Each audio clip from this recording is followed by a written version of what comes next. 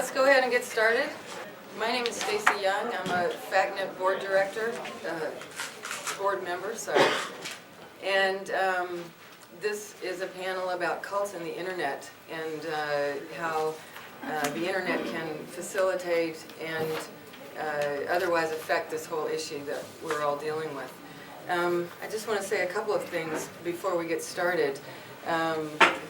Lawrence Wallersheim, Arnie Lerma, and Bob Penny were the three people who really spearheaded the whole use of the internet to provide information on a really large scale about cults. I would have to say that we owe them a debt of gratitude for the work that they have done in really turning the internet into a tool for the dissemination of information about cults.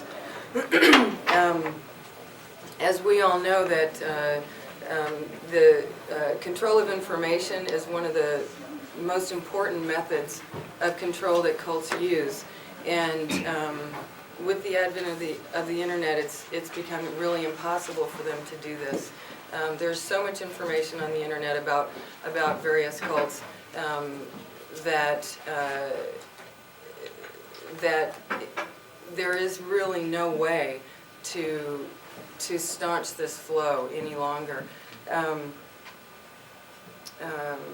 We've all heard a lot about, and many of us know, what happened with the Cult Awareness Network, that Scientology went after them with harassive litigation, and as a result of this, the Cult Awareness Network doesn't exist any longer.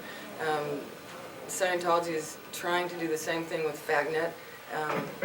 FACTnet is involved in litigation with Scientology after a number of raids on FACTnet computers and FACTnet directors' homes.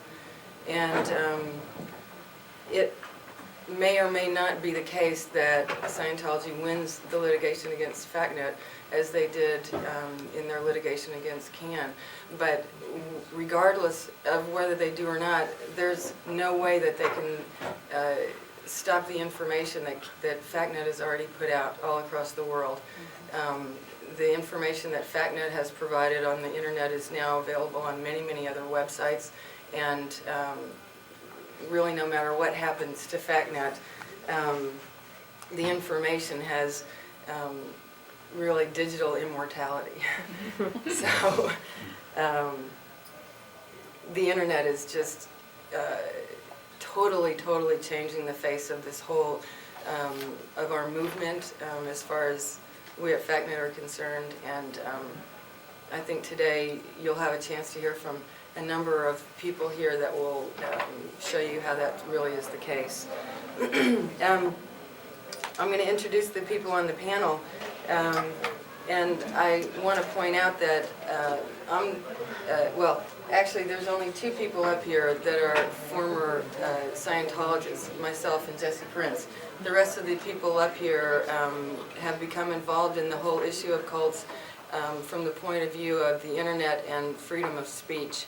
And I think that's really important to understand. This is, the whole issue of cults is not just an issue for former cult members. It's also an issue for everybody in this country and all over the world as it relates to our basic freedoms. And that's how these people have become involved in it, and they'll tell you a lot about that as well. To my left here is Justine Janette. She's our executive director at FACTnet. She is really the person who keeps our organization together, so she is extremely valuable person, and she has some very interesting things to tell you about her experience with the internet. To my right here is Grady Ward. He's the FACTnet webmaster, and he has had his own experiences with Scientology litigation, which he'll detail for you. This is Rod Keller. He publishes a newsletter, which is a summary of one of the news groups called Alt Religion Scientology. He's going to be talking to you a lot about how the internet has really changed the media's relationship with cults. This is Jesse Prince. He was second in command of Scientology for a number of years, and he has quite a lot of important information to provide about what goes on at the highest levels of Scientology. He's not a computer expert in any way, but he is just a user of the internet, and he wants to talk to you about, different ways that any one of you can use it for information and to provide information to others. And to my left here is Bob Minton, and he has also had some exciting experiences with the internet and Scientology, which he'll tell you about. So I'll turn things over to Justine. I'm Justine Janette, and I've been the executive director for FACTnet for about 2.5 years. And I'm going to be talking about the internet as the newest and very important and unique forum for cults and cult awareness work. So in that sense, I'm going to be talking in more general terms, and then I think everyone else will be picking up on specific issues and actions that are going on the internet. So I'm going to try to paint a portrait generally of what's going on in cyberspace when it comes to cults and mind control. And I'm first going to say that the internet is very like what's going on out here in the real world when it comes to cults and cult awareness work, and then talk about a few ways that it's unique. So I didn't know very much about cults or the internet before I started working for FACTnet, and I'm not really a technical person when it comes to computers, but I do think that the internet is a very important resource, especially going forward, for anybody involved in this issue to become part of. And so I hope that everyone will get involved in some way and go beyond the frustration of getting to know how to use a new technology. I think it's well worth it. Okay, to start off with, this will not be totally true, but I think it's useful to start off with the assumption that everyone and everything that goes on out here in the real world relating to cults also exists in electronic form on the internet. And I think of it in terms of the participants, the activities, and the information. Consider the participants. Cults, cult members, ex-members, family of cult members, exit counselors, attorneys, media, all of these entities are on the internet in some form. They have websites, they send emails, they're participating in news groups and chat rooms. And the activities that they're taking part in are pretty similar to what's going on out here. Cults are recruiting over the internet, some very successfully. Exit counseling takes place over email and as people get on websites and get more information. And we were going to have a panelist here who left a cult for that very reason, but unfortunately she couldn't make it. Group discussions, one-on-one conversations, debate, healing, it's all going on the internet, just like it is out here. And the information, obviously the internet's specialty is information. You'll find cults advertising on the internet, criticism of cults, data on mind control, books in entire libraries, and more audio and video is on the internet. Another similarity between the tangible world and the internet, and this is probably more true on the internet than it is out here, is that credibility of information is difficult to establish. FACTnet tries to address that, first of all, by providing as much information about our organization as possible. We have information not only about our board and our mission, but also our finances and our tax returns. And second of all, we provide links not only to sites providing criticism of cult activities, but also to cults' own homepages, hoping that people will work out the credibility issues on their own using their critical thinking. Another similarity, in the same way that cults have been known to attack critics out here, cults are also attacking the internet, and concerted efforts have been launched to curtail the information on the internet, the activities of critics on the internet, and even the internet's very operation. And Grady and Rod will be getting into this in more detail. So working with this sort of flawed assumption that the internet is just like the real world, I'm going to go into a few ways that the internet is unique. First of all, I think the most obvious one is the Internet's incredible potential to transfer information worldwide. Second of all, the Internet lacks human-to-human connection that we have out here. And third of all, not everyone is on the Internet yet. And I'm going to go through those really quickly in reverse order. The Internet is not available yet to everyone. For many reasons, in many poorer areas of the world, this is for lack of funds. Here, many times it's fear for learning this new technology or just lack of time. But I think this is something that will change, and eventually I don't see any way that the Internet won't be universally accessible.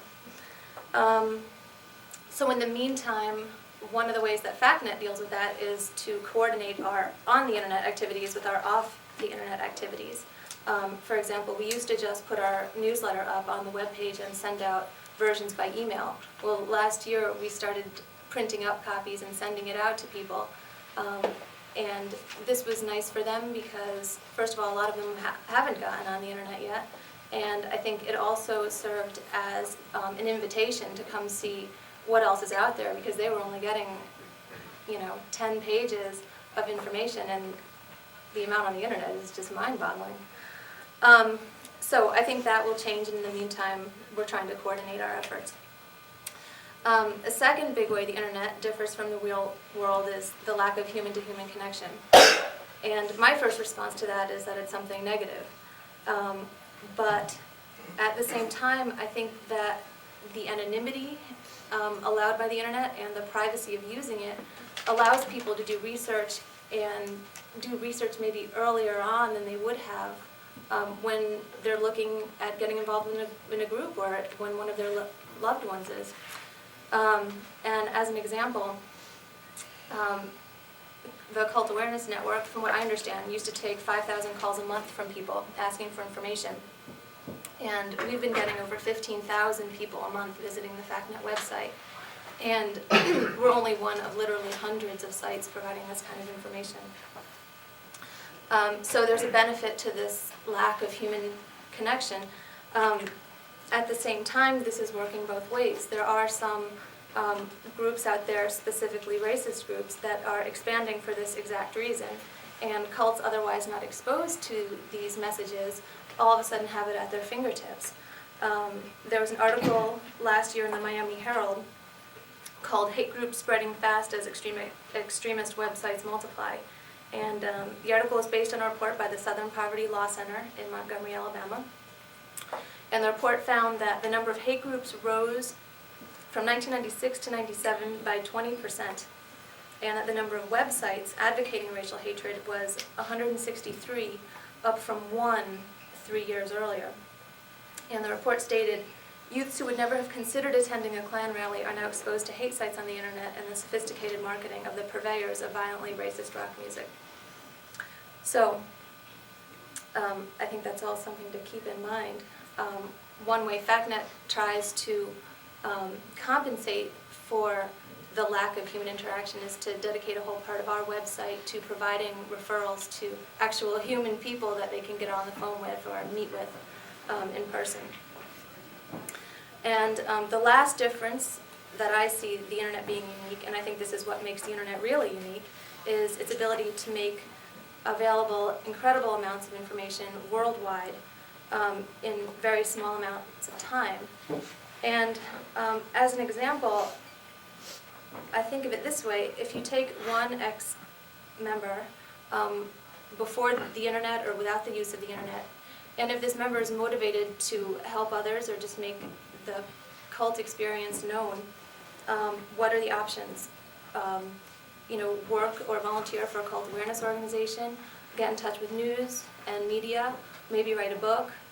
And all of these ways can be extremely effective, but if you also give this ex-member the use of the Internet, all of a sudden there is a permanent record of this person's experience, and anybody worldwide can access it. And so in this way, I think 3 things happen. One is that the Internet gives a voice to someone who might not otherwise have had one worldwide. Secondly, I think it makes collaboration possible at a level not available before, because especially when it comes to cults, where someone's experience, where information was limited, controlled, manipulated, one person's experience is not going to give a complete picture of the group. And so the internet allows people to get in touch with other former members and collaborate and participate in news groups and help build a bigger picture of the truth. And the third thing that the internet does in this way is make that message more or less unexpungible. And I mentioned cults attacking the internet earlier. And one phenomenon on the internet, observed by cults attacks of it, is that every time a truth tries to get silenced, it is automatically multiplied hundreds of times all around the internet. And this happened with FACTnet when FACTnet was raided. Our website and the information on it was automatically mirrored on hundreds of other sites around the world. And before FACTnet was raided, we received about 30 visitors a month. And now, like I said, we got about 15,000. And obviously not all of that is because of the raid, but it certainly led to FACTnet's prominence within the internet community at that time. And the last thing I just want to mention is that FACTnet was founded on the whole concept of the internet. The belief that using the technology of the internet would combat the denial and manipulation and fabrication of information that mind control depends on by making it universally available. It was easy and expensive to provide that information for us, and discreet and easy for people to access it on the other side.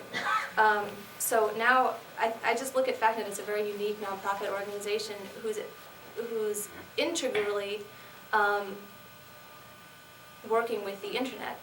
Our volunteers communicate with us and volunteer over the internet by email. Even we are not geographically close to each other at all. We get donations over the internet, and most of our work and information goes out on our website and by email. And FACTnet is only one of many now, and I think there are a lot of other sites by organizations like us, but also by many, many individual people that are trying to get their story out. So I'll just finish up by saying that it would seem that cults' dependence on limiting and distorting information would allow the internet to help, I don't know if I would say put an end to cults, but be a serious detriment to them. And FACTnet was founded on that hope, and I do think it's possible. And I would stress that an internet presence is vital for cult awareness work, and I hope you all find some way to get involved.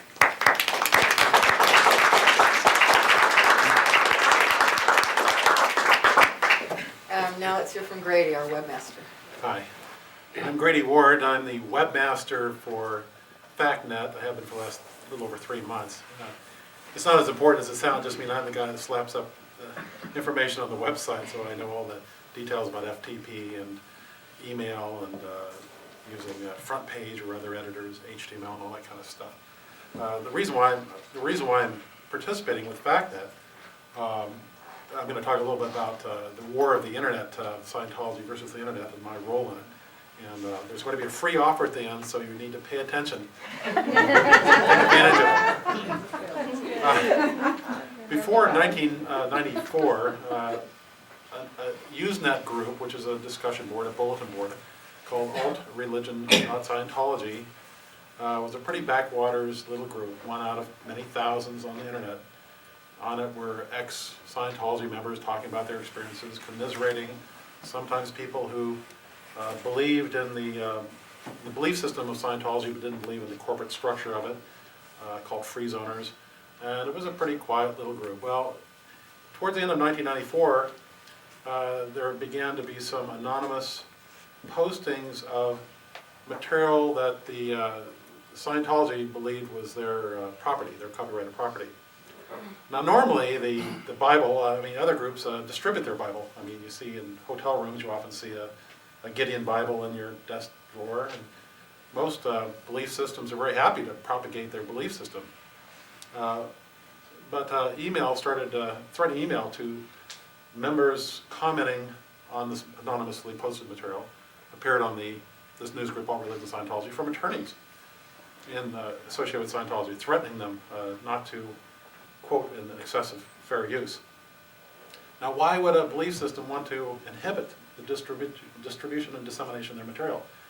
Well, I and several others believe it was to conceal the elaborate bait and switch scheme, the criminal fraud that I believe is inherent as part of the Scientology enterprise. For example, in the beginning texts of Scientology, what is Scientology? I remember reading a phrase saying, we're compatible with all religions, so come on in, take the orientation film, and you'll find a friend here in Scientology. Someone posted a strip of Hubbard's own voice saying there is no Christ. Christ is an enemy implant designed to enslave. The whole crucifixion scene is just a replay of an alien motion picture intended to enslave your mind. And that Jesus was a person who suffered just for his own sins. And that it was a tremendous arrogance to presume that he was in any way a deity. Now, whether you believe that or not, it doesn't matter. The point is that Scientology is clearly not compatible with Christianity. Generally you don't trash another's deity and consider yourself compatible with them. Well, that particular recording is part of what's called the Class A tape, which is only given to the people who've been trained or brainwashed, depending on your point of view, or have spent many hundreds of thousands of dollars to get to the very highest levels of Scientology. And clearly giving this to what Scientologists refer to the raw meat, or the newly proselytized people off the street, to give them this information too early might, of course, jeopardize their chances of becoming full-fledged Scientologists. So clearly at a financial stake in the keeping this material off the web, even though it was a very small segment of material. In January 11, 1995 is a key date for me and for thousands of other internet citizens who had no previous knowledge or interest in Scientology. On that date, an attorney for the enterprise of Scientology, Helena Coburn, who I've been told is also a member of their elite paramilitary force called the Sea Org, issued an automatic computer command called an RM group. I won't go into the technical details of what that means, but it says to all the thousands of computers on the internet that to totally extirpate, to destroy the news group All Religion Scientology. Within the text of the message she sent along with this automatic computer command, said the only reason for the existence of this news group was to propagate and to encourage copyright infringement and trademark violation. The name itself, so All Religion Scientology, is a violation of our trademark. Well, it didn't succeed. Many of the operators of the internet at the time in 1995 turned off the automatic implementation of the destruction that this RM group command. It's sort of like typing DEL in DOS and getting rid of your files. Don't get too comfortable. Oh, okay, well, yeah, sorry. If there's technical details you want later, I'll be glad to do it in private. Nobody remembers DOS. So it failed, but thousands of people started listening to the news group Scientology, because to us it was so shocking that someone's idea of free speech is to get rid of all unfriendly speech. You know, a couple weeks later, there was even a more shocking understanding that the mundane world was interjecting itself into the world of the computers. An armed raid on the house of a critic, an ex-Scientology member named Dennis Ehrlich. Now, this armed raid was carried out under the imprimatur, under the permission and authority of a federal judge, Judge Ronald M. White of San Jose, under the same kind of law that authorizes the seizures of, say, T-shirts that have been imported from Korea with a Mickey Mouse stamp that wasn't authorized, or millions of videotapes. They went into his house. They had armed off-duty police officers, which they hired. There was no federal marshals or any independent observer. Scientologists for hours ransacked his house. They took, he claims, his private checkbook, materials that were unrelated to the content of the seizure order, and he felt completely degraded and violated at the end of that attack.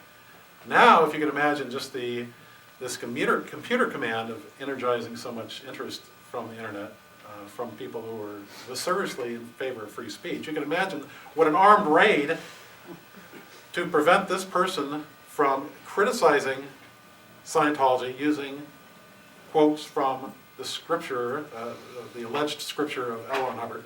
You can imagine what that did to the internet. Well, the internet just didn't sit idly by. I personally started taunting them and giving them my metaphorical finger in the realm of speech. I don't go armed raids on anyone or Scientologists. I do not threaten. I do not condone or participate in any kind of violence. But I do speak my mind. And, of course, Scientologists didn't like that. In April of 1995, 2 Scientologists trespassed at my house in Arcata, California, a very small rural town, 100 miles south of the Oregon border, right on the California coast. George Jeffrey Couros has the same position as, I believe, this gentleman Carmichael here. He's an intelligence officer for the secret police force of Scientology. His job is to eliminate all dissension to Scientology and clear the world of any kind of dissension, which, according to their leader, according to his leader, all of us, anybody who criticizes Scientology anyway, is a criminal. There's no maybe, there's no would be, will be, is a criminal. It's just a matter of finding or manufacturing your crimes. I asked them to leave. My wife asked them to leave. They would not leave. We called the police. We filled out a police report. They did finally leave. And the following month, my mother, an elderly woman in Tacoma, Washington, hundreds of miles north of us, received a visit from a person named Eugene Martin Ingram. He has, for the last 20 years, been a private investigator hired by the Church of Scientology to intimidate, harass, and to, again, clear the planet, make it safe for Scientologists to operate with impunity. He, through lying, he said his name was Jack Hoff. I guess he thought to an elderly mother that would be a good joke, a little indecency. And he said that he was an old friend of mine, and I was such a wonderful guy, he just forgot what I looked like, and he'd like to see what my family would get caught up with me. So my mom said, well, you know, being a flattered mom, and I had warned her that they would probably attempt something like that, gave her photographs of my children and myself, and the message was clear to me. Why would they go to my mother's never criticized them, my children have never criticized them. I mean, they're 7 and 8. I mean, they don't know what's going on. Well, the message is clear. Scientologists cannot guarantee my children's safety. They cannot guarantee my mother's safety unless I just stop my speech, because my speech is damaging to them. And it probably was. They're not used to having people giving them the metaphorical finger over and over and over again. It encourages more people to think freely and to criticize freely, and they don't like that.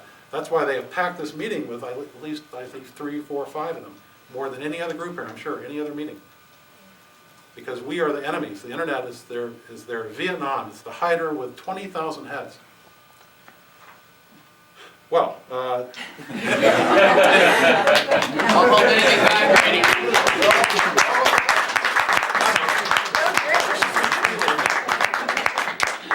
well, I'm not the only one criticizing the internet.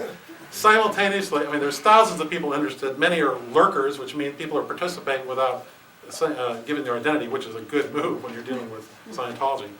And there's some shadowy presences emerged at the same time who didn't just publish little snippets of their alleged property, they published hundreds and thousands of their pages of their cosmology. Material that, again, was not intended to, in my interpretation, not intended to damage their economic base. It was intended to simply cut the bait and switch, give full disclosure to people so that they can make up their decision of whether they join or not. Personally, I have no problem with the belief system. I just have the problem with the criminality. I think Scientology is an extremely colorful belief system, and along with animism, Greek mythology, along with the other world's belief systems, I think it deserves a place in that pantheon. But not the criminality, not the criminality. That's where I draw the line, very clear. I'm an absolutist, sort of there. Bait and switch, fraud, no. So, this shadowy entity called Scamizdat, a shadowy entity called Vorlon, and many other identities started posting large blocks of their alleged materials on, they talked about their Xenu teaching, other parts about body thetans and how portions of these small creatures have to be removed in a very expensive auditing to remove these murdered space aliens that inhibit one's journey through life. And again, if most religions would we welcome that cosmology being distributed to the world. Why not? I mean, if you believe in your own cosmology, why not distribute it? Well, the Scientologists on March 1996 sued me for just under $10 million, alleging that I had violated their copyrights, that I had violated their trade secrets. They didn't allege anything with trademarks, but that's just, they just messed that one up. Well, I denied all the allegations. I have been in litigation with Scientology for over 2 years. Just the list of docket items, and that's the number of court items that a court order has happened or some filing has been made, and that doesn't include any of the discovery, which means the depositions and so forth. Just the list, the table of contents index is over 700 items, which is about a half an inch thick of paper. And I am a pro per, which means I do not have an attorney. I am in form of pauperous, which means I don't have enough money even for filing fees. They have used up to 9 attorneys with 4 separate law firms. And at this point, we're still in litigation. We have a tentative settlement. The tentative settlement specifies, among other things, that they cannot lawfully call me a copyright infringer. They cannot lawfully say that I have violated any of their rights. And they have to pay all their own attorney's fees of what they've admitted over $2 million so far. I pay them the equivalent of $35,000. And I promise not to violate their rights in the future, even though I have not admitted or found to have violated their rights in the past. And even though there's a tentative settlement conference, it's under appeal right now to the Ninth Circuit Court of Appeal. I just filed my appellate's brief, and we're still working it through. I expect the litigation to last for years more, but I'm looking forward to it not because I enjoy litigation. I've never been sued or been arrested or anything in my entire life. It's because I feel strongly that this is a test of my personal character to see whether I stand up to bullies. And so far, with the help of my friends and the help of all of you, except for those who want to destroy me, of course.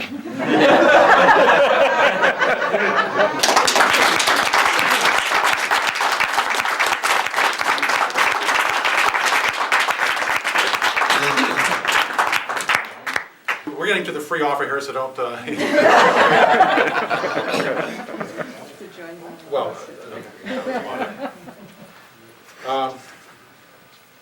yeah, I don't want to argue my case here. That's for the judges, and it's actually sort of interesting learning about the law and reading cases and all that. But the important point is, I'm still here, and I can still criticize Scientology. I still solicit information on their criminal activities freely, and of course, they would like to stop me, but Judge Jeremy Fogel, a federal judge in the Northern District of California, has permitted me to solicit with the current form of solicitation, and I'm going to do it for as long as I live.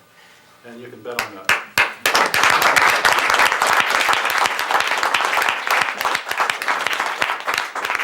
Okay, now to the free offer, a little lighter here. I'm a web person. I'm internet. I was a systems programmer for Apple for over a 10-year period. I love computers, I love the internet, I love the free speech possibilities and the distributed nature. It makes it a really hard target. I call it a hardened democracy, the internet, because just like burying your missile silos underground in disparate places, it's hard to sue a bunch of anonymous people in Beijing and Turkey, Ankara, Turkey, and Sweden. In fact, when the Scientologists tried to do that, for example, in Sweden, now their Knots upper-level scriptures are now a permanent part of the public record there. Any person for about $50 or $60 can get a copy there just for the cost of copying and take it legally, totally legally in Sweden. And that's due to the litigious nature of Scientology and because the internet has distributed their information throughout the world. Now the free offer is that I will create for you that do not have a web page, a free web page if you're associated with a countercult group. And it's a way, and it's completely free, which means if you contact Justine Janette at FACTnet, and we can give you cards and stuff after if you want to know what our address is. You can send me, through her, you can send me a letter, a picture, I'll scan it, I'll put up a page for you. There won't be any monthly fee, no fee at all. I mean, it's absolutely free, it'll be up there, as far as I know, forever. And you'll have your own little uniform resource located, your www something, something, something, that you can give to your friends and pop it up on the internet. and surf the web and have that people get that. So just to get your feet wet. So it's an offer. So for those of you who's not using the internet, I would love to have you part of this, because the more of you participate, the richer the internet is for all of us. It's something. It's not a non-zero sum game. It's not a zero sum game. It's a everybody wins. The marginal utility of you adding it multiplies. It's a quadratic. It goes geometrically up with the number of participants, and so you increase my value when you put up your page. So it's not completely gratuitous from my part. It helps me if you put up your page. So please contact us afterwards, and we'll get that going for you as soon as I can.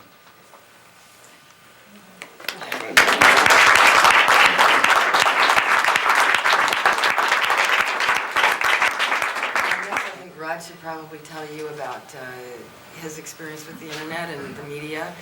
And without further ado, Rod. I'm Rod Keller. I'm the publisher of all.religion.scientology Week in Review. It's a free newsletter. If you give me your email address on a card, or you can just send me an email, I'll be glad to add you to the list. It comes out every week. And it basically just summarizes the events that happened in Scientology that I can find at least that week. But I'd like to speak a little bit about how the internet has injected itself into the media process. In the old paradigm, the individuals subscribed to media through subscriptions to magazines, watching television, and in return they watched the advertisements, they paid the subscription fees, and that was basically the status of the relationship.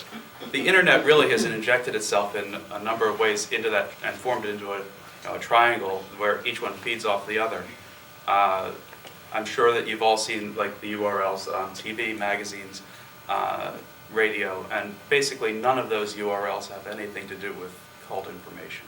I'd have to say that every site that has any cult information in it has been created by an individual and not by a media corporation.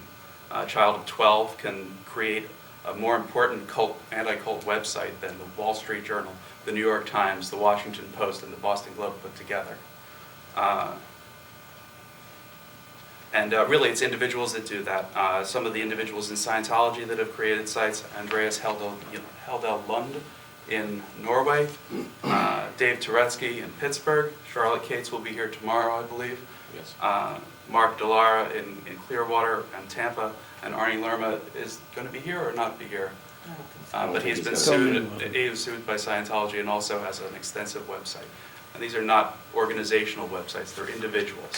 And I think that the ability of an individual to make an impact like that is something that is new to this whole media thing. Individuals also make up internet discussion groups. They share personal stories, opinions, very often arguments. We're known for that. But also media articles, and that's something that's being spread across the world like never before. Articles from obscure publications, articles from one area of the world. The recent case in Providence, a dentist was sued for alleged religious discrimination. The Providence Journal is not widely read outside of Providence, I don't think, but really people across the world were able to find out about that. And the recent indictments in Spain. Sylvia, you can save your questions for later. Sorry. And the recent articles in Spain. Okay. And He needs, but you're saying. Sylvia, at the end, you can have some All right. questions. Thank you. You're gonna have You're to just saying leave. you're telling the You truth, need to and be I quiet, think part of the or truth you're is gonna have to leave. that Sylvia, she won. you're going to have to leave. Keep going, Rob. And I think the media is also being spread Not partial. through my newsletter to some extent, Week in Review. I think the internet has also had an impact on the media itself. I have here actually a master's thesis. Leslie Wells, an internet participant, reporting on the change in the reporting of sacred scriptures in different newspaper articles, and how the appearance of internet sites and postings of the sacred scriptures has really changed the focus of the media from, in this case, Scientology, a religious group, to Scientology. Nearly every Wire article, nearly every newspaper article now mentions some of the upper level materials, and that's really individuals on the internet affecting the news organizations rather than the news organizations telling people what they should be interested in. I think that's really a reversal that the internet is causing. And it's also a research tool for journalists. 2 days or 2 weeks on the internet can really replace what used to take years of research and compiling and interviewing. Hearing people's stories, getting in touch with people has really become much simpler for any reporter that cannot afford to spend a year researching a cult group or an organization, can now get on the internet and do that work very quickly. It's been a tremendous help. So, I probably talked too fast, so that's probably all I have to say about that. But if you give me a card or drop me a note, I'd be glad to add you to the mailing list. There's about 600 people now on that mailing list. It's archived on 2 web pages and posted weekly to 3 internet groups. And so I don't know the exact readership, but I think it's pretty big for such a newsletter of such particular interest. Great, thanks, you. Ron.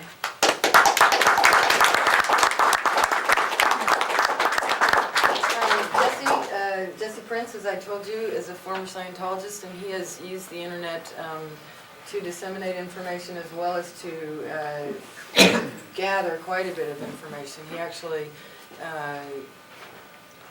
he and I have known each other since 1976 in Scientology, and I left in 1989, he left in 1992, and I hadn't seen him or heard from him since I had left until this past summer, when he saw the Dateline show, which profiled Bob Minton's work with Scientology, and went into a cyber cafe in Chicago, and for the first time in his whole life logged onto the internet and sent an email message to FACTnet saying, I know Stacy Young, I saw the show on Dateline, please have her contact.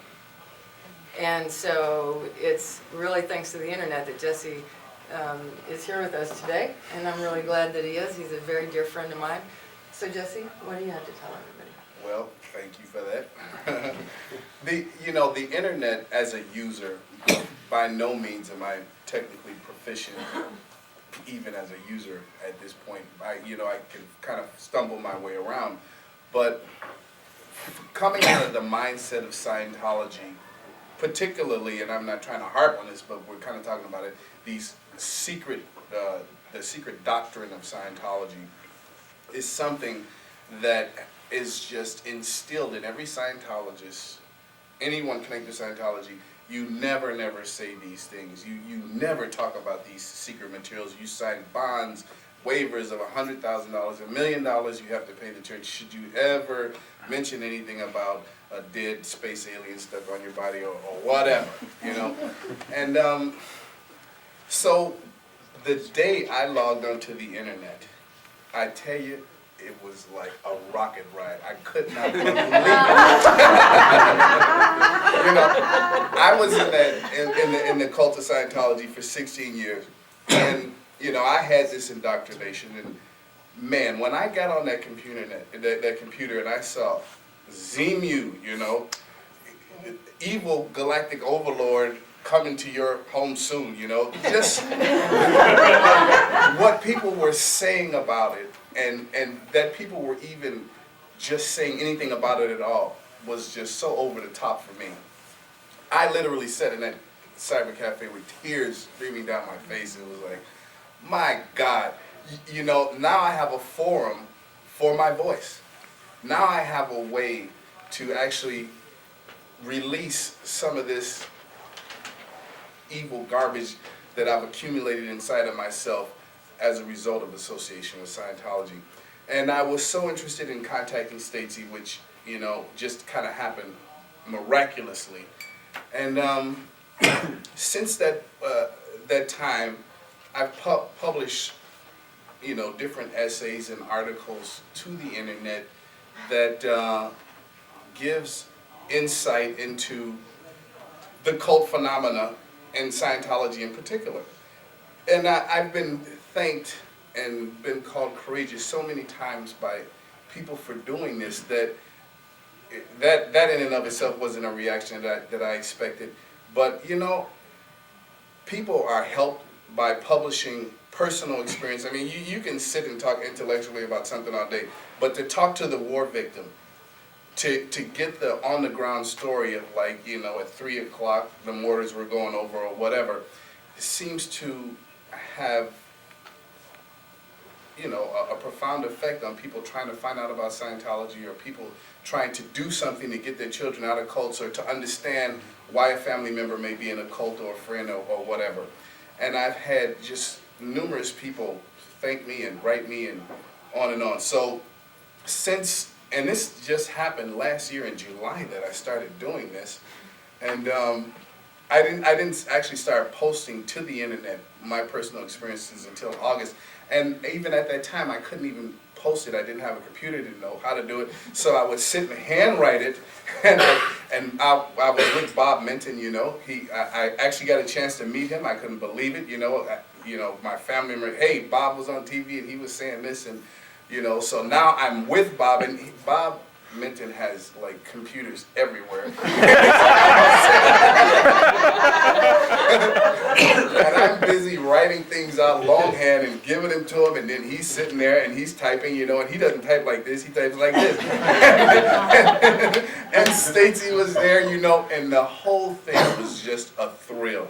It was just a thrill, and I actually at that point felt myself being purged of the insanity that I had been involved in, and something else was being replaced, you know, something that was actually useful and compassionate and human, as opposed to what I had been involved in. And, you know, and then I got a computer. Bob got me a computer. He says, look, I'm going to help you out here, show you how to do it. Got a little laptop, and I've just kind of been off and away ever since. And just as a user, being able to communicate with other people that have had bad experiences with cults, whether it be Scientology or whatever, is invaluable to the process of healing and reintegrating into society again as a person. You know, while I was a Scientologist, and in Scientology, the indoctrination is, for Scientologists, when you see normal people in the world walking down the street, raw meat. Oh, that's a raw, stupid piece of meat. That's an ignorant person that is so inferior to me, because I am a Scientologist and I am on my way to total freedom. You know, as they're digging ditches and staying up day and night, I mean, just the illusion created by the Scientology is just maddening in and of itself. But just to be able to associate with other people and say, yeah, this happened to me and that happened to me and what happened to you? Oh my God, aren't you glad we're out? Aren't you just so happy we're away from it? What was I thinking? You know, a lot of this goes on. And I've gotten involved in helping people, other people in other legal cases with, you know, the legal fight against Scientology, because, you know, in my mind, it was all I could do to just wake up breathing every day after that Scientology experience. So that I could actually do something to help other people after being the opposite of looking at people and thinking, oh, look at this little piece of scum. You know, he'll never live forever like I'm going to. Oh, God help us. You know, to now being able to say, hey, look, you know, I understand exactly what you're going through. Scientology is attacking you. If there's anything that I can do to help, I've been involved with FACTnet's copyright suit, and I gave testimony. I did an affidavit, which is also available on the internet, on the FACTnet page. Anything legally going on with FACTnet is all available there. And other people have used that in other legal cases across the country to make their case, because we kind of are doing somewhat good in this copyright case, because after my testimony concerning Scientology's rights to copyrights, and Von Young's testimony concerning copyrights. See, we all know that Scientology really don't have copyrights. They, you know, they were fraudulently filed. You know, every trick in the book they use to try to be legal, but you know, it's not, because I was there in the planning, you know, and knew it was bad. So we've given testimony, and now the judge in the FACTnet case is making Scientology prove its point. In other words, they no longer have the presumption of validity as far as copyrights are concerned. They have to prove that they've done, registered their copyrights correctly, that they own them, blah, blah, blah, which they cannot do, and we're pretty confident of that. So that testimony went into Dennis Ehrlich's case, who, you know, and other people that are fighting copyright and trademark issues with Scientology. And then also the Lisa McPherson case. I am working with the Florida lawyer Ken Dandar on that as well, on how this poor child was murdered in Scientology. And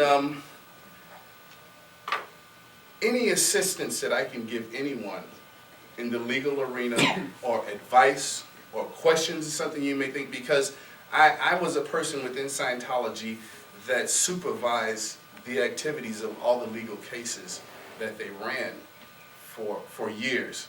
I supervised all the litigation and planned litigation that they were bringing against people and had against people, as well as the black propaganda campaigns. And none of this I'm proud of, but you know, I just got to say the truth. And then also the intelligence activities of, you know, sending in plans and doing this and that and the other thing. I've supervised those things for years within Scientology. So if there's anything that I can do, if you have a question, anyone here have a question about, hey, well, I remember this happened, and what was that about?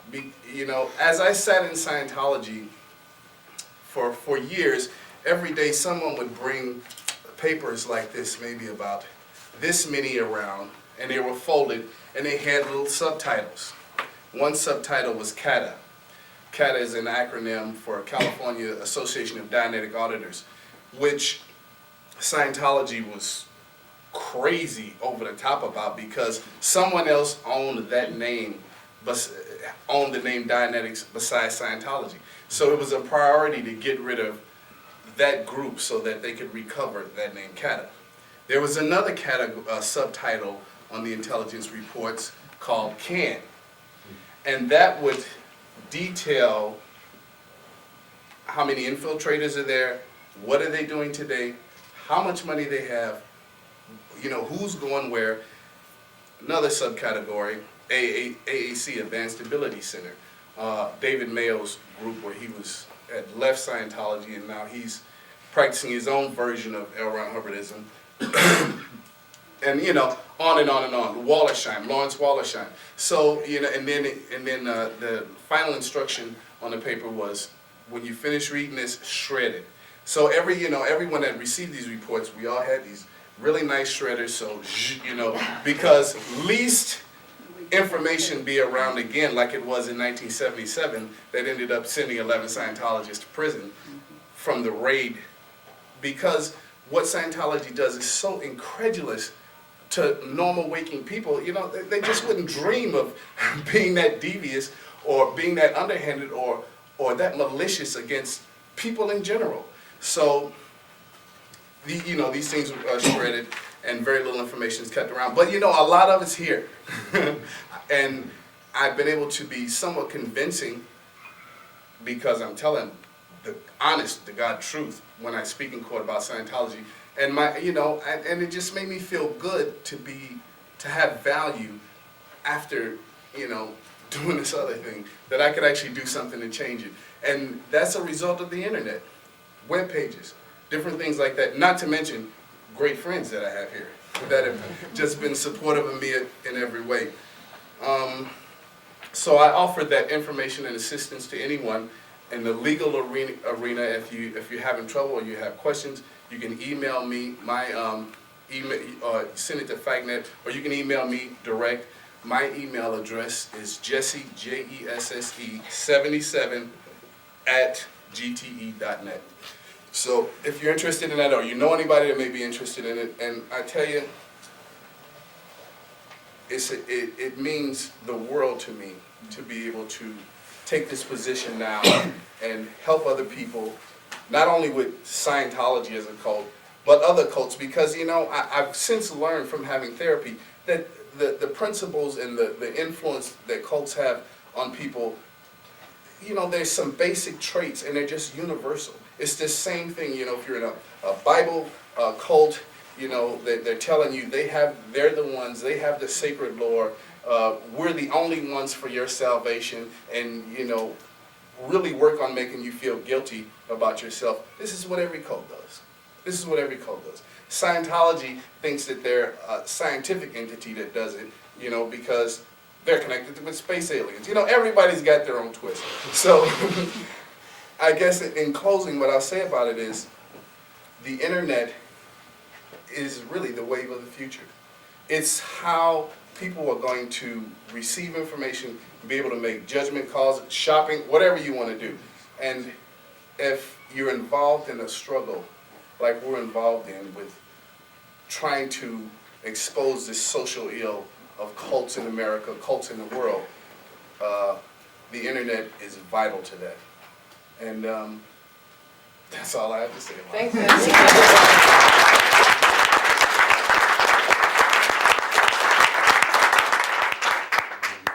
Well, that's a hard act to follow. There's only one person I can think of who might be able to do it. I'll just turn it over to Bob Minton. I was going to say there's no way to follow these acts before me, but I think what all of these acts you've just seen here on this panel demonstrate is that the internet has the capacity to empower an individual in ways that for a long time we haven't had available to us in this country. You go back to the Liberty Tree, you know, posting the message on the tree in the middle of the town so that everybody in the town could read it. Well, as society has expanded, obviously that has no longer been possible. We've got letters to the editor and things like that, but now with the internet, each and every individual, if they feel to be an integral and active part of a participatory democracy, they have that opportunity through this medium. Well, just a couple of further points, and then I'll let us get on to some questions. But you know, not long after Grady started giving the metaphorical finger to Scientology over some of its actions, myself and a lot of other people started using a lot of other sort of obscene gestures and weaponry to sort of express our dismay with the way Scientology was trying to quell free speech on the internet. And clearly my interest when I first got involved in this was from a free speech standpoint. I just knew that all of these people who were talking about their experiences in Scientology had the right to say it. And those people who had criticisms to make about policies of the Church of Scientology had the right to say it. And that Scientology didn't want any of this to happen. And you know, my interest came from that angle, and you know, I'm glad that I've been able to participate with a lot of other people around the world via the internet in bringing to light more of Scientology's criminal behavior as far as I'm concerned. You know, through the internet, Lisa McPherson case took on an entirely different perspective.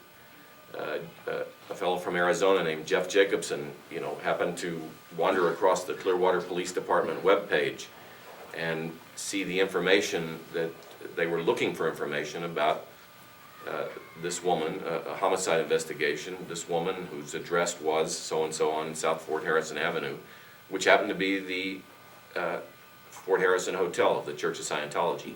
And from that just little brief look on that webpage, he really spearheaded an entire campaign across the internet and throughout the world now that has resulted in constant attention to what Scientology did to Lisa McPherson.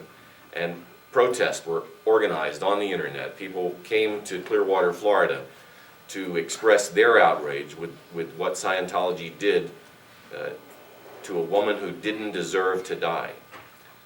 And we can thank the internet for having kept this in the public attention. Remember that it was 2 years after her death before the New York Times published their front page story in December of '97 about her case, but it was constantly kept in people's minds because of the internet. And that's the type of empowerment that the internet gives to all of us. And you know, a lot of the things we've said here today are specifically related to Scientology, but of course this applies across the board to every sort of cult entity. And the tool is there, and it's, as you see, Bill at lunch today said that InfoCult will be putting up a substantial presence on the internet.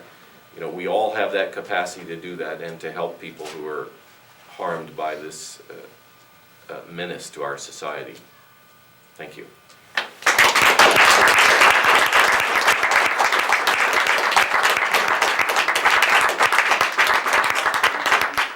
We're going to pass out cards if anybody has any questions for anybody on the panel.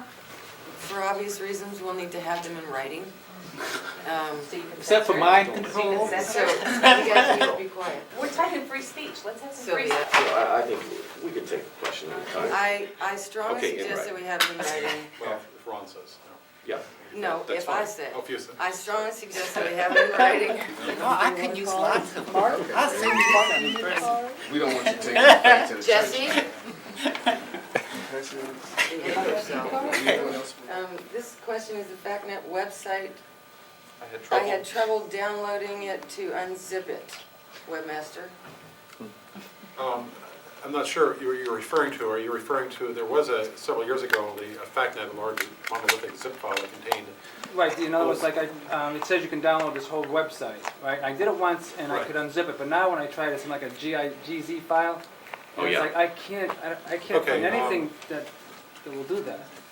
Okay. I got unzipped. okay, are you trying I got unzipped No, no, several yeah, and Are you, first of all, may I ask a question? Are you trying to get the current image of the website? I'm just trying to download everything that the 9 megabytes you have in there is. I mean, Currently, see, there used to be some files which were distributed as a monolithic zip file when the FACTnet was originally sued a couple of years ago. Are you referring to that, or are you referring to? The current Currently, okay. downloadable site. I agree that it's a format called gzip, but for Unix, people like the computer system called Unix, that's known, but it's not popular. I can put it up in zip if you like. Well, I would love it up, because Okay, I try to do it every so many months. How about I write that down and Oh, I'll do you- it as soon as I can? I would The love- previous webmaster, who was a college student in Boulder, was a Unix freak, and he put that GZ file up there. And There are, and you told unzip, free unless you know how to utilities do to it. deal with that, but okay, fine. Okay, this question is from Sylvia, one of our Scientologists visiting us today, and it is specifically to Grady. Please tell us some of the graphic something postings, just wait a second, which were put up by you specifically, those against Helen and Coburn. As the moderator, I'm not interested in having him answer that. I know what Sylvia's doing and it's not necessary. But I did read your questions you asked, okay? So we're cool. Well, you're censoring it. Next question. I'm not As long as censoring. we're I acknowledging read the that you're question. censoring it. I No, read you're the not letting question. him answer it. Sylvia, that's enough, okay? The next question. Can groups identify who has visited their site? I can answer that one. Okay, The Brad? answer is usually yes, that groups can identify who has visited their site. Fortunately, there are pieces of software that you can use to circumvent that. One of them is called the Anonymizer, www.anonymizer.com, and it provides a little box, and nobody can, then it'll look like your search request is coming from the Anonymizer and not from your own particular computer. I understand there's also a German version called the Anonymizer, which is nicer than the Anonymizer. There are a number of ways to do that. The easiest way for people who don't want to be dealing with that, go to a public library. Public libraries almost all have public internet terminals now, and I think that that's reasonably anonymous as long as the library doesn't make you sign your name that you were visiting that terminal at that time. Does that answer the question? But generally, logs can be kept, and logs are rarely analyzed because of the large number of hits, but it can be done. Okay. Next question. Can you discuss the responsibilities and ramifications if legally copyrighted material is posted against the owner's wishes? Is the bulletin board responsible? Who would like to answer that question? Again, realizing this is not legal. I'm not an attorney, however, I've had extensive experience in the last couple of years in copyright law. Generally, naturally, in this country, we have a copyright that is the exclusive right to distribute material is actually built into our Constitution, one of our constitutional guarantees. The reason for that, of course, was to, in fact, it says in the Constitution, to promote the growth of arts, to make sure that authors would get the benefit of their their fruits of their work, so that it would encourage more authors to produce more works and earn enough money so that they could continue to enrich our civilization. Of course, the people also have a right to, in newsworthy events, to quote what's called fair use. Now, there are some exceptions. I mentioned that word fair use. In the copyright law, there are 4 statutory exceptions to the copyright holder's exclusive use of a copyrighted work. And in fact, anything you write, anything you say is copyrighted immediately when you utter it now. You don't have to have any special marks or anything else. The exceptions include small, making small quotes for reportage to illustrate other arguments. It's just as long as you don't appropriate their work in order to, create income or to deprive them of income for that purpose. But for news purposes and that kind of thing, to try to expose frauds. That's a completely legitimate use of quoting portions. Now, the rub is what constitutes an unfair use. In a line of a poem, one line of a poem might be considered not unfair use. Another case, a Salinger case, just a few lines out of an entire book was considered unfair use because it was considered the core of the work.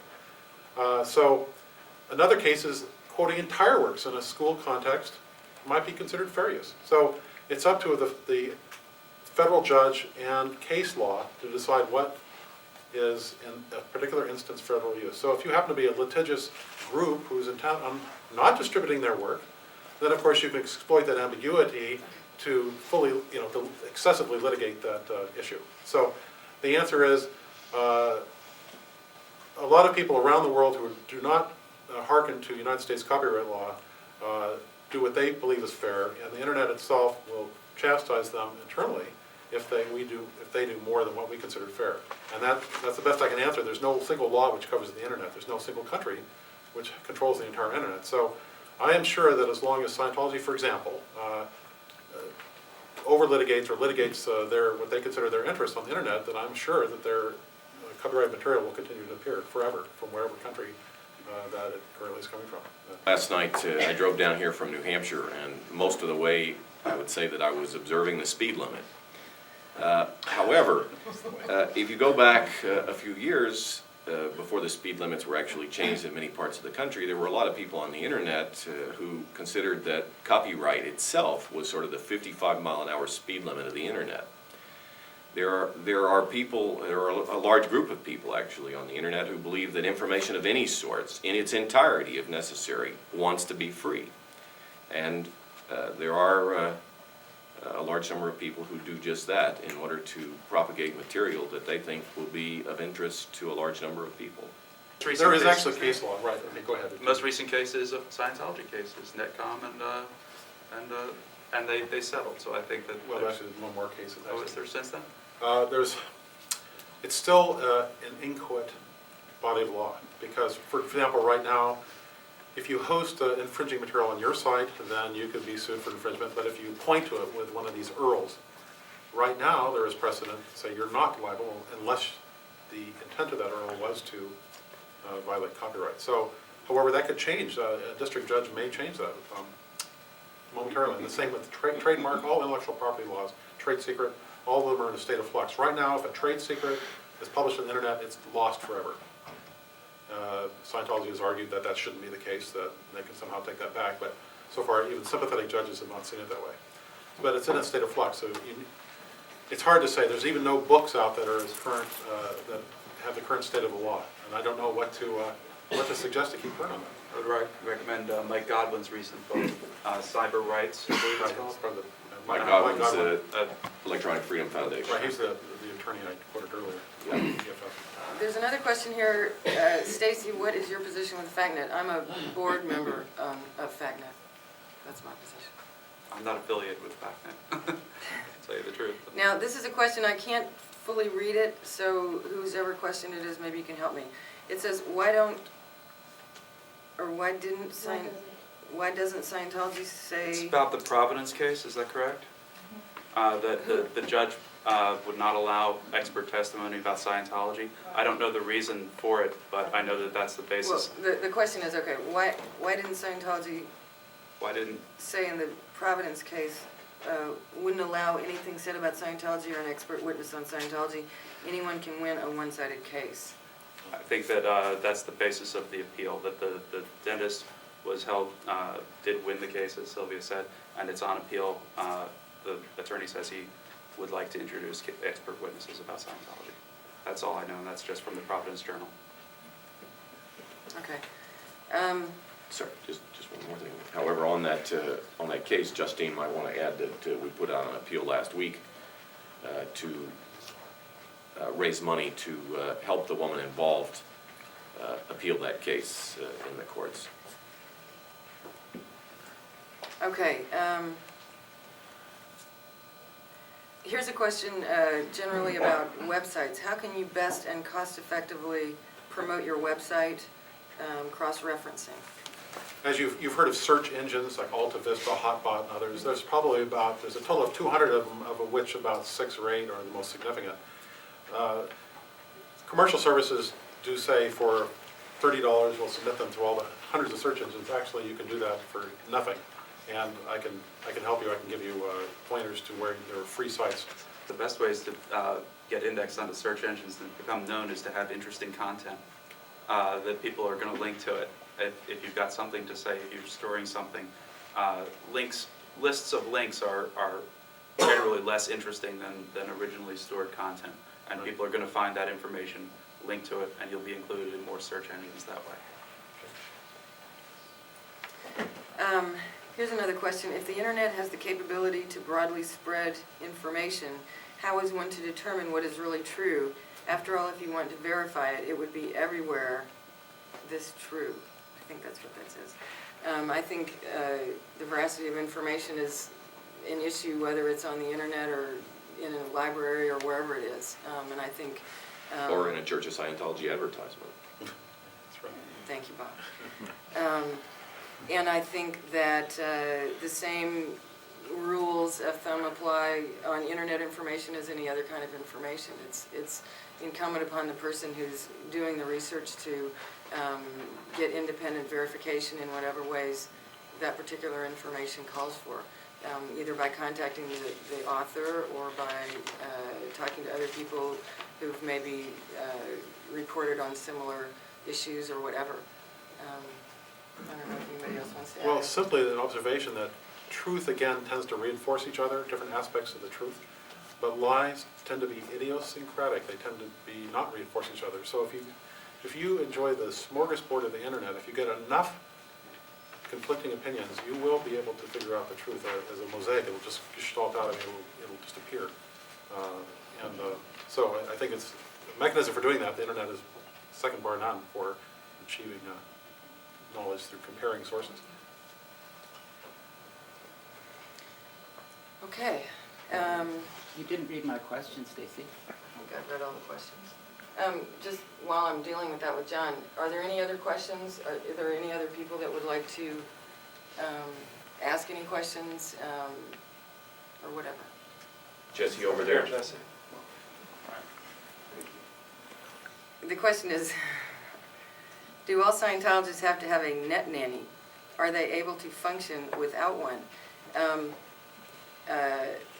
For your information, the net nanny is what people call this censor program that Scientologists are required to put on their computers. I think other That's people false. That is a false thing to Okay. say. Public assembly, That's sir. fine. If you'd like to, You're interrupting a public assembly, that's your warning, sir, please. All right. Thank you. She was, Okay. you're welcome. you said something false. You're welcome to write down Okay, if you have a question. Okay. very well. Just one thing that I can say about it. I happen to be a former Scientologist, so I am familiar with some of the ways in which the organization works. The answer to this question is, of course, any person is free to either put this software on their computer or not, hypothetically speaking. But for a Scientologist in good standing, it is made known that this is something that they need to do, and they use this Net Nanny because it's something that they've been required to do. So I think I would have to say that only fairly renegade Scientologists would not have this censorship software on their computer because it is communicated to a Scientologist that the things that are being said by this long list of names that are on the censorship list are false. And as Bob said, N theta, which is, basically falsehoods, lies, etc. about Scientology. So why would a Scientologist want to read lies and falsehoods about Scientology? The only reason possible would be that that Scientologist was trying to stir up trouble. And a Scientologist doesn't do that. So that's sort of an inside answer into that question. Somebody else might have more. Well, from a technical standpoint, it was distributed on a CD-ROM that was distributed to members in order to make their personal Scientologist online webpage, of which there are tens of thousands. It's a very popular program. Well, if I could- And in the process of installing that CD-ROM, I understand that the censoring software was installed on the individual's computer without their knowledge. And Right, that's correct. That's correct. There are a number of Scientologists who are out there basically censor-free on the internet. But these are Scientologists who are sent there by the Church of Scientology to, quote, handle the critics. On alt-religion Scientology, there are quite a few well-known Scientologists who are out there every single day. They are on the other interactive area of the internet, the IRC chat channels, dealing with critics, harassing critics on the internet, spreading lies about critics. But these people are actually sent there by the Church of Scientology. This is part of their job. This is that statement that I'm going to read from Maureen O'Keefe, who's a Scientologist sitting here. Thank you for writing it down, Maureen. She says, your statement is false. I am a Scientologist, and I am not required to have any Net Nanny on my computer. Your statement is a lie.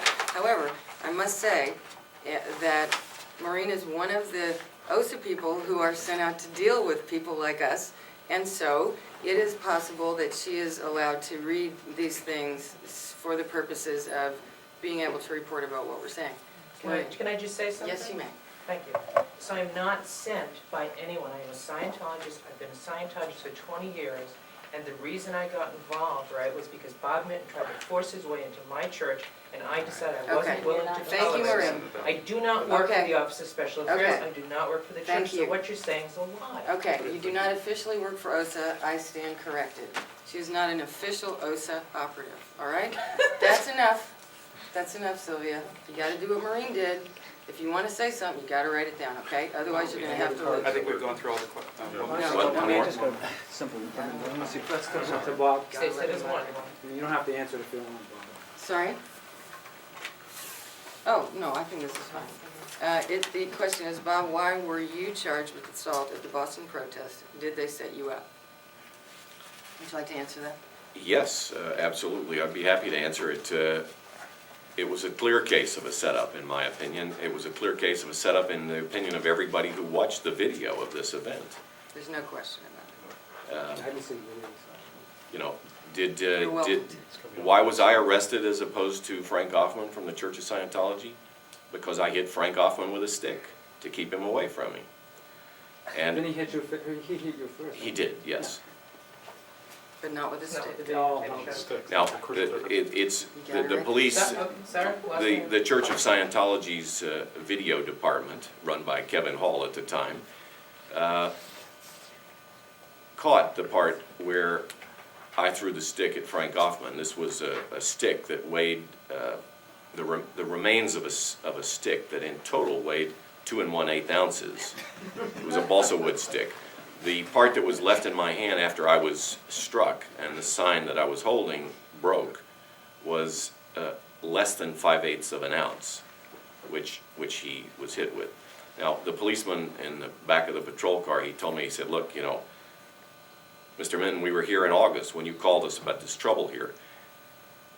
We are sorry to be putting you in the back of this car, but we saw it on video that you hit this guy with a stick. He said, even had it been a bologna sandwich, you would have gone off to jail, because if you use anything, it's considered to be a dangerous weapon. So, Okay. So, That's the answer.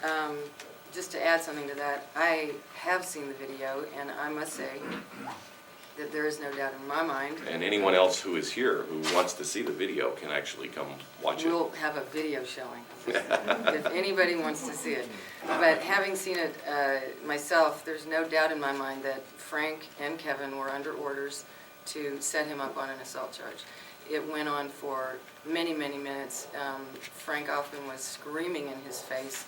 Jesse was trying to get Frank and Kevin away from Bob. They were continuously getting around Jesse and going back into Bob's face and pushing him and shoving him and screaming at him. So I don't think there was any question about that, and I don't think the judge had any question about it because the charge ended up being thrown out of court.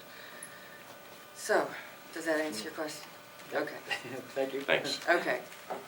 While we're waiting for these questions, let me just mention to you that some people may feel here in this room that we've been a little bit harsh towards the Church of Scientology. I would like you to know that there is a continuing, ongoing, and cordial relationship between us and most of the gentlemen in here. Not only that, the Church of Scientology in Washington, D.C. has written me in the last month 2 additional letters requesting that I buy more books, take some courses. So, it's all, we try to keep on a friendly basis. Okay, so let's start with some questions here. The first one is, since FACTnet links to sites positive toward Scientology, have you asked the Church of Scientology to link to sites critical of them? Their representatives are here. Would they ask their organization? I think maybe I can answer that one. I have to say that I don't think Scientology would be very interested in linking to any sites critical. Scientology doesn't even want their members, they want their members putting the Net Nanny, as it's called, onto their computer so that they cannot go to any of the critical sites on the internet. So it's a little unlikely that would happen. I used another German citizens tool developed called Xenu's Link Sleuth. And I used it to analyze the main Church of Scientology website, and of the 10 or 15,000 links, there was 0 to any identifiable site of criticism. And I've spoken to representatives, and they said specifically, well, why should we expose ourselves to these lies and data, as I call it? So the answer is no. I mean, you check into Scientology, but you don't check out. Okay, next question. Why was FACTnet raided, and what was the result of the raid? Bob, I think maybe you should answer that question. FACTnet was raided back in '95. I think May and June, Bob Penny and Larry Wallersheim were raided, and in August, I think it was August, Arnie Lerma was raided. They were 3 directors of FACTnet. FACTnet was raided because Scientology claimed that FACTnet was violating its copyrights by putting up on its websites material that belonged to the Church of Scientology. And they convinced a federal judge that yes, indeed, this is what was happening, and the federal judge gave a writ of seizure. He allowed these computers and scanning equipment, printers. I mean, this was not just a hard disk that was taken. This was all of the computer equipment, all of the things that you could use to see anything on a computer equipment, like a monitor, to input something into a computer, like a scanner. There was nothing left. Every drawer in these people's homes was gone through by the Church of Scientology. Whether it was a sock drawer, an underwear drawer, every closet, the basement, everything, just to find every piece, every floppy disk, whatever. Now, this was a pure act of intimidation. It remains to be seen, and it is at trial, not at trial, but it's in the court system as to whether there was any copyright violations. In fact, it's still yet to be determined whether Scientology had any copyright ownership of the material in question. But the raid was done in order to intimidate and harass and try to shut down FACTnet pure and simple. Now, Arnie Lerma was a director of FACTnet, and Arnie Lerma, in his individual capacity, as far as the court case, I believe, resulting from his conviction, he was in fact convicted of copyright infringement, posted Scientology sacred scriptures onto the internet. These were posted, these were actually documents that were in an open court file for 2 years in the state of California.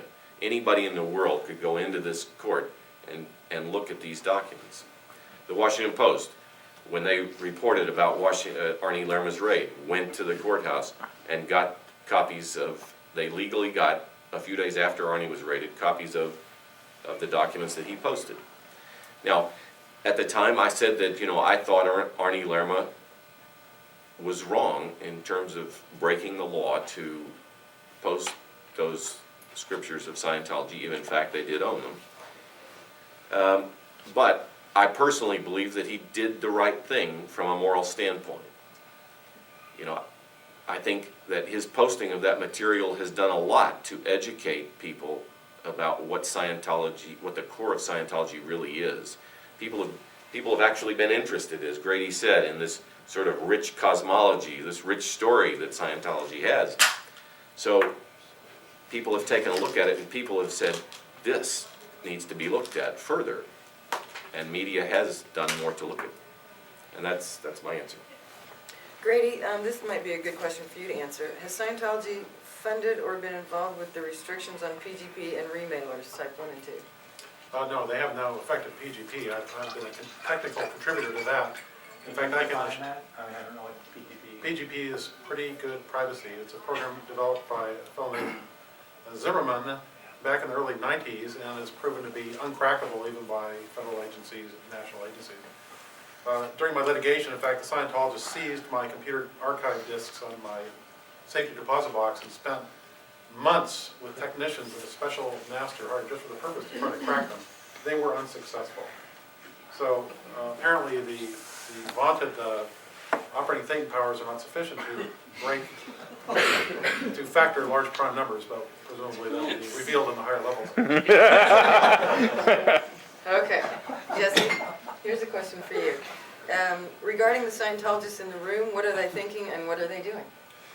They're, you know, Zero tech powers now. no, I can only imagine that they're extremely uncomfortable and they're bitter by what they're hearing here, and they're upset because, you know, they feel like they're being trespassed against in some way. But my personal feelings about them is, about that situation is these are the people that we're actually trying to help, you know. You know, I guess in a morbid way, it's a good thing that they're here because at least they can find out the truth and actually connect with other people in the world and not look at them as raw little pieces of meat walking around waiting to be barbecued by Scientology. You know, and they need help. They need help. You know, and every little, you know, as the more they interact with people, the better. Because in Scientology, in 1979, L. Ron Hubbard knew that there was a problem with the media, and he canceled television for anyone in Scientology's paramilitary organization, the Sea Org. You cannot go into a staff member's room and find a television. They don't have newspapers, and they really don't have radios either to, you know, to listen to news and this kind of stuff, because finding out the truth will empty that place out like a roach motel on fire. they would be gone. So, you know, I'm sure that they're feeling uncomfortable, you know, and I empathize for them. I wouldn't want to be in a place where people are laughing about what I believe in, even if I am kind of stupid about it. So, you know what I mean? But they need help, and they're going to get help.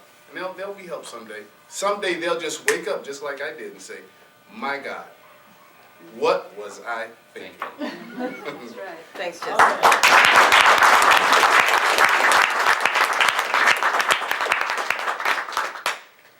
The next question, would it be possible to meet with representatives of Scientology to discuss the issues of the critics in the presence of an independent moderator?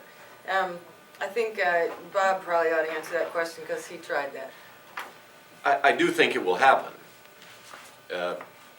Eventually, Scientology's going to be hit over the head so much that their arrogance is going to have to stop, and the people who are in charge of the Church of Scientology right now, David Miscavige particularly, will be kicked out. I don't believe that his future in the Church of Scientology is long. You know, I think there is too much going on in the world that is detrimental to Scientology, that at some point in time Scientology is going to have to sit down seriously with somebody like AFF, Info Cult, and go through some of the basically the ground rules as to what, well, like we heard this morning. You know, you basically have to go through the ground rules and agree, okay, let's be reasonable here. And if you're not willing to be reasonable, people are going to categorize you and continue to attack you in ways that make your life extremely difficult. So I believe they will eventually be forced into it. Okay. Next question, regarding lawsuits, has anyone explored the possibility of going on the offensive and suing Scientology and other cults on behalf of ex-members for violations of their civil rights? Unless somebody else really wants to take this one, I'll answer this. I have to say that, as you probably know, people who criticize Scientology publicly are subjected to quite a barrage of intimidation and harassment. I've been a target, Bob Minton has been a target, Grady has, Jesse has, there are a number of people who have. And it's one of their tactics is a most amazing level of slander and libel. And it's my personal feeling that one of the big reasons for this is to try to bait someone into suing the Church of Scientology.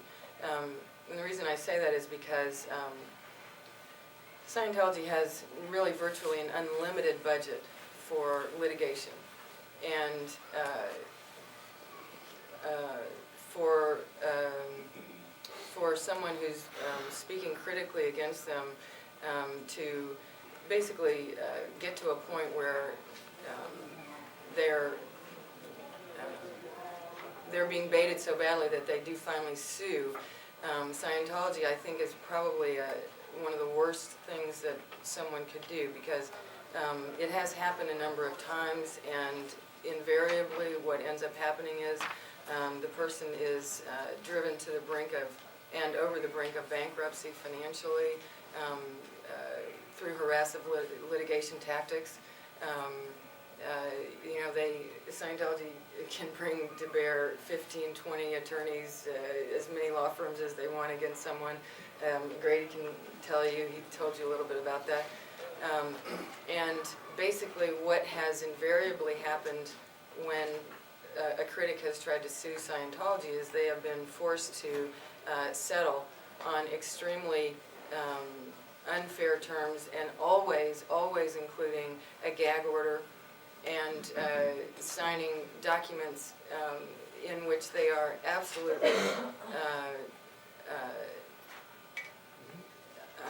forced into a position where they can never say anything critical, write anything critical, speak to anyone else who's critical of Scientology in any way. So it has not been my feeling that civil litigation would be of any value whatsoever for me. And I think there are many other avenues that, yeah, you can, just one second. There are many other avenues that are more useful and more effective in curtailing the abusive practices of this organization. Yes. Lawrence Wallersheim is a classic example of what civil litigation against Scientology is like. He won a $20 million judgment 18 years ago. $30 million judgment 18 years ago. He is yet to collect a penny, and he's been in litigation ever since. Still is in litigation, and probably 3 more years at the very least of litigation is ahead before a resolution of that lawsuit will take place. Yeah. Stacy, can I add a comment? Yes. Because the question also related to other cults. Yes. And there have been several former members who have sued their cult successfully on the grounds of intentional infliction of emotional distress.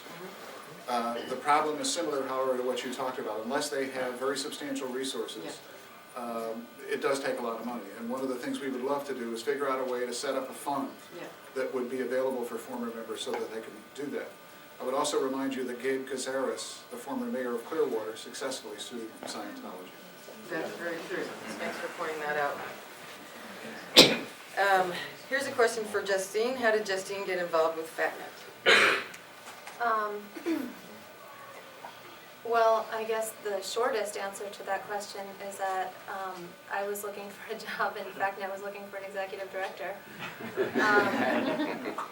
I had some management experience and some nonprofit experience, but really didn't know very much about cults. And when I found out about the position, I went out and did a lot of research and found that it was something I really wanted to be a part of. So that's how I got involved. And Lawrence Wallersheim told her it would be a really cakewalk. Okay, next question is for Rod. It's regarding the filters. Are these related to filters talked about re-porno on the internet? Some on the internet. There are two pieces, two entirely unrelated things referred to as filters. One is the filter that I described that was distributed to Scientologists to prevent accessing of critical material through email, through web browsing, IRC, which is a chat system. It filters at a number of levels. An entirely unrelated set of filters is a pattern that has been identified in the forged messages that are filling the newsgroup Alt Religion Scientology.